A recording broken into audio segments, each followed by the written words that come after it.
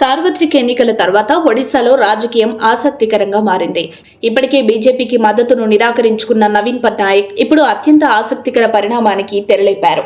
ఏకదాటిగా 25 ఏళ్లు ఒడిశాను పాలించిన మాజీ ముఖ్యమంత్రి నవీన్ పట్నాయక్ కీలక నిర్ణయం తీసుకున్నారు.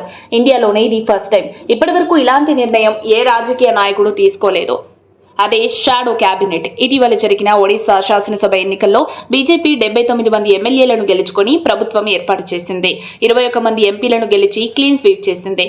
దీంతో ఆ రాష్ట్రంలో మొదటిసారి ఏర్పడిన సీఎం మోహన్ నేతృత్వంలోని బీజేపీ ప్రభుత్వానికి చెక్ పెట్టడంతో పాటు జవాబుదారీని చేసేందుకు షాడో క్యాబినెట్ ఏర్పాటు చేశారు. ఒడిశా రాష్ట్రంలో కొత్తగా ఏర్పడిన బీజేపీ ప్రభుత్వ పనితీరును గమనిస్తూ వారి తప్పులని ప్రజల్లో ఎండగట్టేందుకు బీజేడీ తరపున గెలిచిన 51 మంది ఎమ్మెల్యేలలో 50 మంది బీజేడీ ఎమ్మెల్యేలకు పలు శాఖలు కేటాయించారు. మాజీ ఆర్థిక మంత్రి ప్రసన్న ఆచార్యకు ఆర్థిక శాఖ పర్యవేక్షణ బాధ్యతలు అప్పగించారు. పరిపాలన, ప్రజా ఫిర్యాదులను ప్రతాప్ దేవ్ పర్యవేక్షిస్తారు. బీజేపీ ప్రభుత్వంలో ఎలాంటి అవినీతి, అక్రమాలకు తావు లేకుండా నిరంతరం ఆయా శాఖ ఎమ్మెల్యే నిఘా పెడతాడు.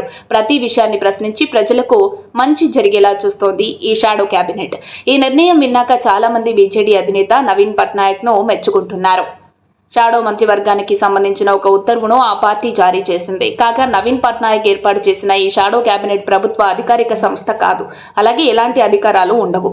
జూలై 22 నుంచి ఒడిశా అసెంబ్లీ బడ్జెట్ సమావేశాలు జరగనున్నాయి. ఈ నేపథ్యంలో ప్రభుత్వంలోని ఆయా శాఖల నిర్ణయాలు, విధానాలను నిశ్చితంగా పరిశీలించే బాధ్యతను ఈ షాడో మంత్రివర్గానికి అప్పగించారు. దీంతో అసెంబ్లీలో చర్చ సమయంలో ఆయా శాఖలను పర్యవేక్షించే బీజేడీ ఎమ్మెల్యేలు సంబంధిత మంత్రులను ఎదుర్కొంటారు. తద్వారా సీఎం మోహన్ నేతృత్వంలోని బీజేపీ ప్రభుత్వానికి చెక్ పెట్టనున్నారు. మరోవైపు ఒక రాష్ట్రంలో షాడో క్యాబినెట్ ఏర్పాటు చేయడం దేశంలోనే తొలిసారి. అప్డేట్స్ కోసం మా కాయ్ టీవీని సబ్స్క్రైబ్ చేసుకోండి.